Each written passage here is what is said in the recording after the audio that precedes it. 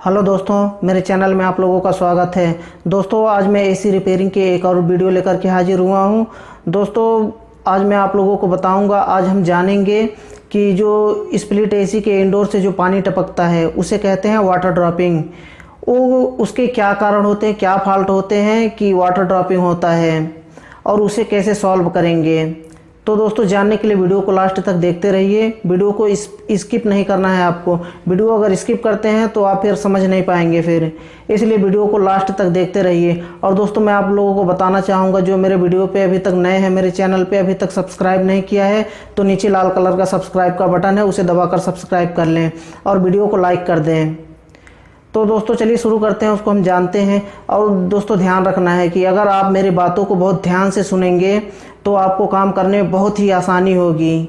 इसलिए आप मेरे वीडियो को स्किप ना करें और ध्यान से सुने मेरे बातों को, क्योंकि मैं प्रैक्टिकली कम बताता हूँ और मैं थ्योरी ज़्यादा बताता हूँ।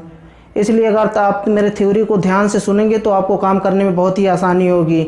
तो दोस्तों, चलिए जानते हैं कि स्प्लिट एसी में जो वाटर ड्रॉपिंग होता है वो दो प्रकार के होते हैं। पहला कि जो हमारा वाटर ड्रॉपिंग जब होता है, एक तरफ से स्प्लिट एसी तो इस तरह का लगा होता है दीवार में, और एक तरफ से जब पानी टपकना शुरू होता है तो लगातार टपकता ही रहता है, बंद नहीं होता है।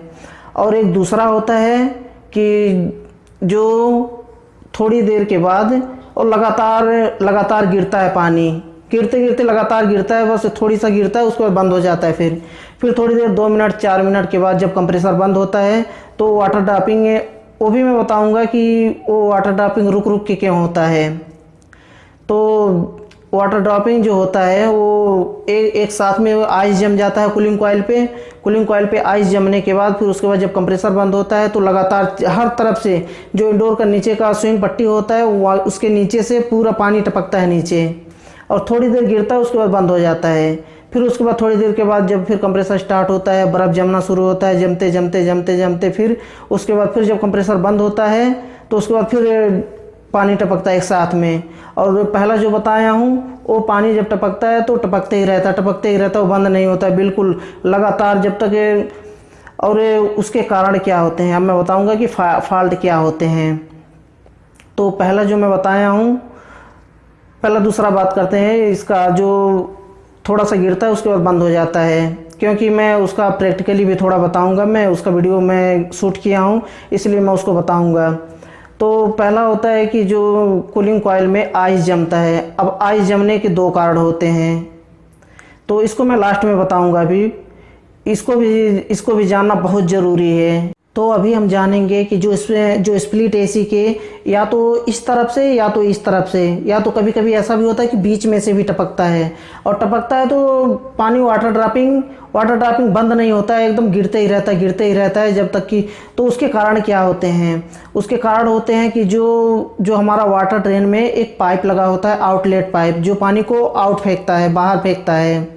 तो वो वाटर पाइप, उसमें कुछ कचरा फंस जाता है। अब कचरा फंस जाएगा तो पानी कहाँ जाएगा? तो वाटर ड्रेन जब भर जाता है, भरने के बाद या तो जिधर भी थोड़ा सा डाउन पाता है उधर गिरना शुरू हो जाता है, और या तो बीच में से कभी कभी गिरना शुरू हो जाता है, या तो इस किनारे से या तो इस किनारे से। वो गिरता है तो गिरते ही रहता है। तो उसके लिए क्या करना पड़ता है कि आप वीडियो देखें, आगे मैं वीडियो शूट किया हूँ, इसको देखिए। तो आप देख सकते हैं हम आ चुके हैं इंडोर के पास, और यहाँ पे मैं आपको दिखाऊंगा इसका ड्रेन। ये इसका ड्रेन है जिसमें वाटर ड्रेन, जिसमें पानी भर के और आउटलेट पाइप से निकलता है बाहर। तो आपको मैं दिखाता हूँ, यहाँ पे आप देख सकते हैं, देख रहे हैं कितना कचरा भरा हुआ है यहाँ पे। ये ड्रेन में कितना कचरा भरा हुआ है, और यहाँ का इसका होल शायद कैमरा नहीं देख पा रहा है, वहाँ तक देखने की कोशिश कर रहा हूँ। पानी निकलने का होल यहाँ पे होता है लेकिन बंद है। आप देख सकते हैं कचरा पूरा भरा हुआ है, यहाँ पे होता है होल, कैमरा वहाँ तक नहीं देख पा रहा है। कचरे से भरा हुआ है तो होल कहाँ से दिखेगा? तो ये हमारा ड्रेन पाइप है, यहाँ से यहाँ तक। इसको साफ कर देंगे जब, तो पानी नहीं टपकेगा। आप देख सकते हैं यहाँ तक पानी टपक रहा था, यहाँ पे पूरा एक ही जगह से, यहाँ से इस जगह से पानी टपक रहा था, इस जगह से। और दूसरा जो मैं बताया हूँ वो पूरा यहाँ से लेके यहाँ तक थोड़ी थोड़ी देर पर वो टपकता है। एक कूलिंग कॉइल है। यहाँ पे जब बर्फ़ जमता है, बर्फ़ जमने के बाद उसके बाद जब कंप्रेसर बंद होता है, बर्फ़ पिघल के फिर वो ड्रेन भर जाता है। भरने के बाद पूरा इधर उधर से जहाँ से जगह पाता है वहाँ से पानी गिरने लगता है। और यहाँ पे ये देखिए, यही कचरा है, यही कचरा साफ करना है। ड्रेन में पानी भरा हुआ है, पानी में कचरा है नीचे, तो यही इसका ड्रेन है। तो दोस्तों बारी बारी से करके मैं सब बताऊंगा एसी के बारे में। और यहाँ पे मैं आपको बताना चाहूँगा, ये देखिए, ये हमारा पीसीबी है, पीसीबी बोर्ड, इसमें सर्किट लगा हुआ है सब। पीसीबी है, इसको कहते हैं पीसीबी। अब दोस्तों ड्रेन को कैसे मैं साफ़ करता हूँ, मेरे पास एक यंत्र है, आप देख सकते हैं, देख के हंसेंगे आप। मेरे पास एक ये यंत्र है, आप देख सकते हैं मैं इससे कैसे ड्रेन को साफ़ करता हूँ। जब इसमें कचरा भर जाता है तो इसको मैं होल में डालता हूँ,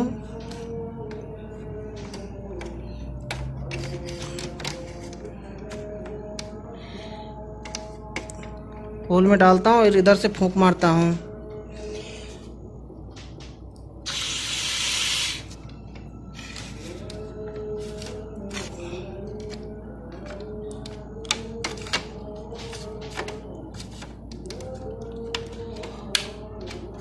ये आसान होता है मेरे लिए, ड्रेन खोलने की ज़रूरत नहीं होती है। थोड़ा सा इधर से ब्रश मारा, ब्रश मारने के बाद ये पाइप डाल के उसके बाद इधर से फूंक मार दो और थोड़ा 1-2 बॉटल पानी डाल दो। उसके बाद ड्रेन आसानी से 2 मिनट में साफ़ हो जाता है। थोड़ा सा ब्रश मार दो, ब्रश मारने के बाद ये पाइप से फूंक मार दो। यही है मेरे पास, आसान में पाइप रखा हूँ, इससे मैं ड्रेन साफ़ करता हूँ। आसानी से 2 मिनट में साफ़ हो जाता है। थोड़ा सा इधर ब्रश मारा, इधर ड्रेन में जहाँ जहाँ गंदा है उसके बाद पाइप से फूंक मार दिया, सारा निकल जाता है। उसके बाद थोड़ा 2 बॉटल साफ पानी डालेंगे, वो आउटलेट से निकल जाएगा आराम से।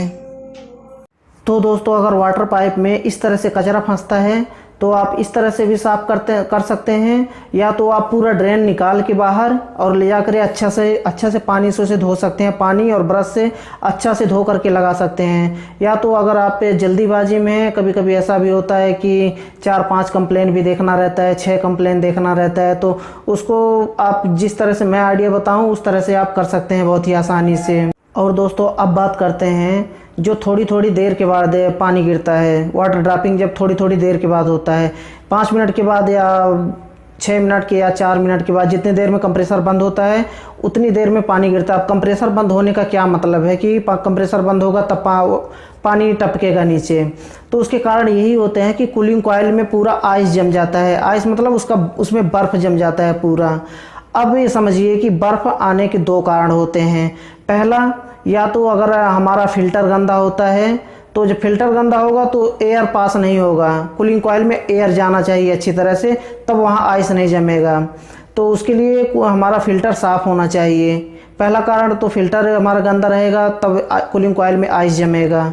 दूसरा कारण ये होता है कि अगर हमारे सिस्टम में फ्रीऑन कम है, गैस कम है, उसका भी कारण होता है कि कूलिंग कॉइल में बर्फ़ जमता है। तो जब कूलिंग कॉइल में जब बर्फ़ जमेगा, बर्फ़ जमने के बाद थोड़ी देर के बाद कंप्रेसर जब चलता रहेगा, चलते चलते जब बंद हो जाएगा कंप्रेसर, तब वही बर्फ़ जो होता है, जो आइस जमा होता है, वही आइस पानी पिघल करके बर्फ़ पानी भर के नीचे गिरता है।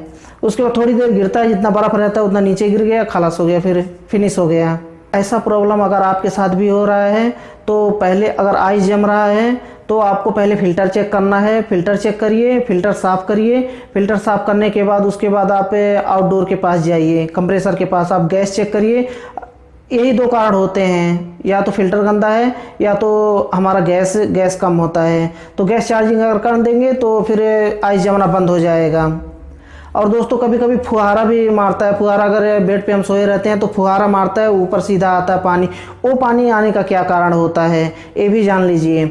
जब हमारा बर्फ़ जमा हुआ तो जो रहता है वो जब पिघलता है, पिघल के नीचे जब गिरता है, तो नीचे गिरते समय जब इसमें हमारे ड्रेन में जब पानी गिरता है तो उसके बाद वहीं से वो ब्लोअर खींच लेता है पानी को।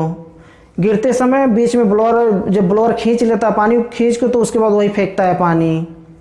यही कारण होते हैं कि फुहारा जैसे फेंकता है पानी। तो इसके यही कारण होते हैं दोस्तों बस यही है और कुछ भी नहीं है। बहुत ही आसान है, एसी का काम करना बहुत आसान है। अगर आप थोड़ा सा दिमाग लगाएंगे तो बहुत आसानी से आप काम कर सकते हैं। आप मेरी बातों को बहुत ध्यान से सुने, और पहले भी मैं एसी रिपेयरिंग की कई वीडियो बना चुका हूं। आप वहां जा कर के मेरे चैनल पे जा कर के एसी रिपेयरिंग का एक बना हुआ है, फोल्डर बना हुआ है, वहां पर जा कर के सारे वीडियो को आप वॉच कर सकते हैं।